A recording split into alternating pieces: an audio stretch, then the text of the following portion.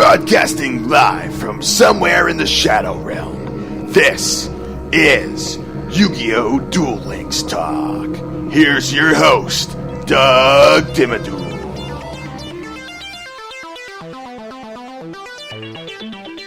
Hey there, and welcome to another episode of YuGiOh Duel Links Talk. Today, I'm taking a look in the deck board and finding a deck that's absolutely budget-friendly and very, very competitive in the current setup of the meta. And that's the Kaiba deck, revolving around Naturia cards, and a lot of these you can get from the most recent mini box. They're not very expensive. You could basically get a whole set of each card just from going through one of the boxes. So, but it is very powerful, and you'll see why in a minute. So what I'm going to do is go through a lot of the pieces here, and we'll just see what this person ended up doing. So the first one they have is Naturia Strawberry, level 4 plant with 1600 attack and 1200 defense. Once per turn when your opponent normal or special summons a monster, target one of those monsters, and this card gains 100 attack times the level of that monster until the end phase. So what this does is it really sets yourself up, and your opponent's not going to want to attack your Naturia Strawberry, because odds are if it's someone's level 3 or level 4 monster, you're looking at a 1900 or 2000 attack for Naturia Strawberry, which is going to be very difficult for your opponent to get over, let alone if they summon monsters with even higher levels. So Naturia Strawberry will hold its own in the turn that your opponent starts special summoning or normal summoning monsters. So overall, it's a real good card. Then you got another rare here, Naturia Marin. It's a level 3 plant, 1200 attack, 700 defense. When this card is normal summoned, you can send one Naturia monster from your deck to the graveyard, and once per turn, you can target 2 Naturia monsters in your graveyard and shuffle both of those targets into the deck and then draw one card. So this really sets you up for some good combo plays with Naturia Hydrangea, and I'll get to that one in a second, but this does have a really good recycling aspect to it with its secondary effect where you target 2 Naturia monsters in your graveyard, shuffle them back in your deck, and then draw a card, because, I mean, hey, being able to draw cards based off of effects is a really sought after thing right now, especially when, you know, we have such limited hand sizes and you don't want to exhaust too many resources and leave your hand empty. So Naturia Marin is just a great card to have. This person only runs 2 copies in their deck. I tend to run 3, and I get rid of the Naturia Strawberry, but it's really up to your playstyle and your preference. But next we got Naturia Stag Beetle. It's a level 6 insect, 2200 attack, 1500 defense. Once per turn during the battle step or damage step of this card's attack, when your opponent activates a card or effect, you can select one Naturia monster in your graveyard and special summon that monster from the graveyard. So this is just a really good way to help flood the field. Say, for example, you're trying to attack, your opponent targets your Naturia Stag Beetle with an enemy controller or something along those lines.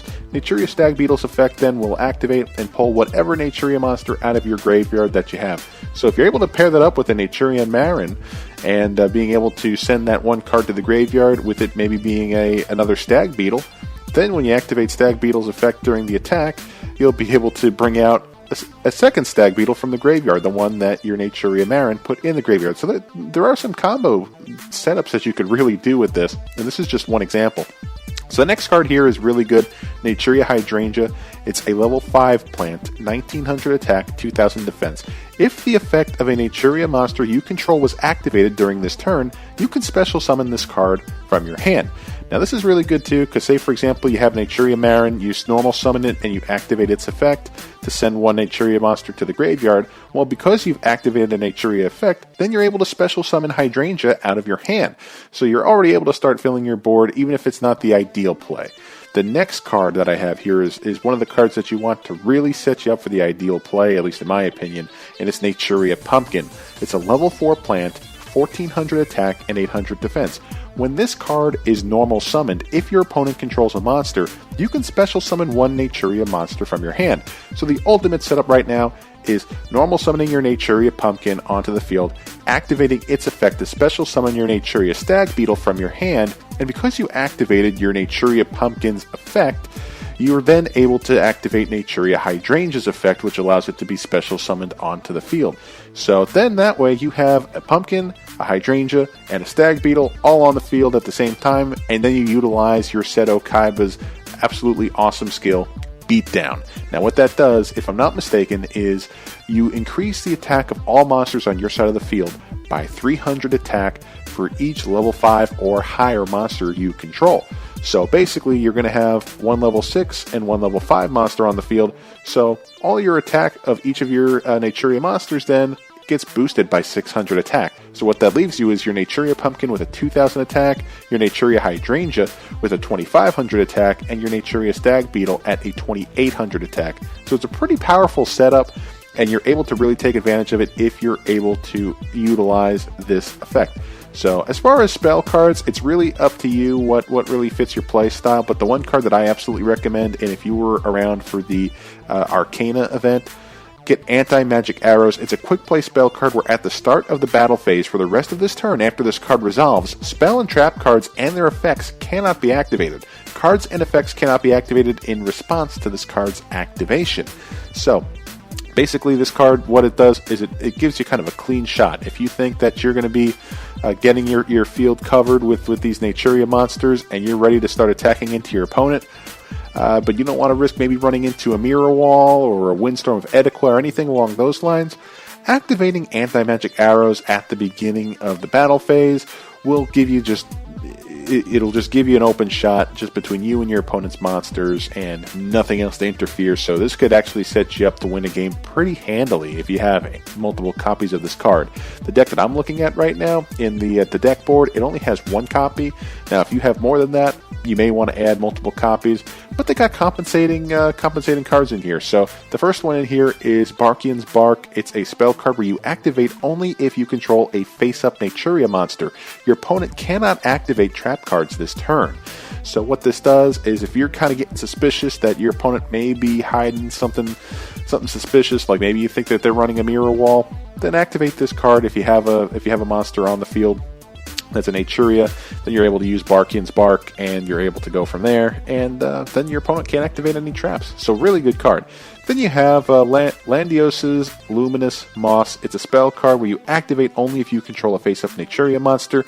The opponent's effect monsters cannot activate their effects this turn. Now this is a really underrated card, considering that as of right now, we are really shifting the meta, it seems, to more into effect monsters that have really, really good effects. So what this does is it keeps your opponents from utilizing those effects. So using Landios's Luminous Moss puts you in a much better position where maybe, for example, if you're going to run over a Yomi ship or an Exploder Dragon, well, if you activated this card, those effects aren't going to activate, so they're not going to take your monsters with them. So just another example of this card at work. Then you have another trap card here, Exterior's Fang. It's a counter trap card where you activate only if you control a face-up Naturia monster and have at least one card in your hand. You negate the activation of an opponent's spell and trap card and destroy it. Then you send one card from your hand to the graveyard. So this is just your all-around just good negator and destroyer of your opponent's spell and trap cards. If you don't necessarily know if they're going to have traps or spells, have this sucker down and make sure you have a card in your hand. And I know it's a whole setup. You need the Naturia on the field, and you need at least another card in your hand for discard. But if you have all the pieces in place, Exterior's Fang is a very, very good trap card, and one that's exclusive to Naturias, so take advantage of it.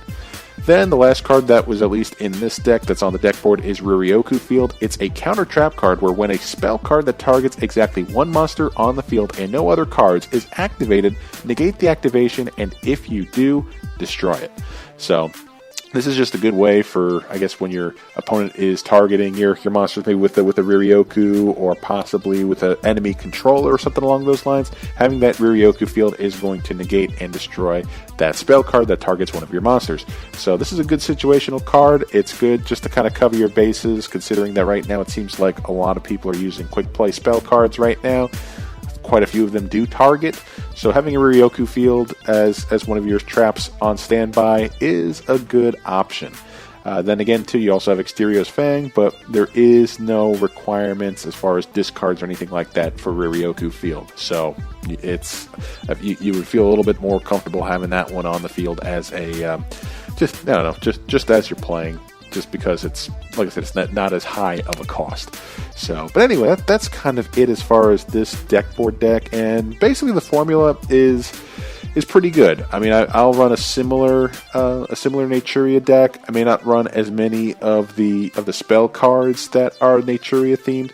I'll run a few more copies of anti-magic arrows. Maybe I'll run a few copies of enemy controllers, something along those lines. But the other thing that I personally run in my deck versus other decks is I don't run Naturia Strawberry.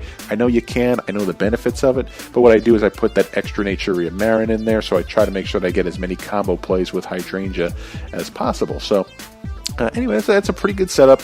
Like I said, it's not an expensive deck. You're able to get a lot of the pieces just from the most recent mini box. So go check it out. If this sounds like the kind of deck that you want to play, it is a very, very competitive one, and one that is pretty prevalent in the ranked duels right now. So if you're trying to make a good run at a higher rank and you want to keep it under budget, Naturias seem to be one of the more viable options right now. So give it a shot. If you've built a similar deck, or if you've had good or bad experiences with this deck or playing against this deck, I'd love to hear about it. Feel free to reach out to me on Twitter at YuGiOh Deck Talk. It's all one word, at YuGiOh Deck Talk, and I'd love to possibly revisit this subject at a later date, maybe when we get more support cards. But anyway, that's it for today's episode. Thanks again for tuning in, and we'll see you next time. Take care.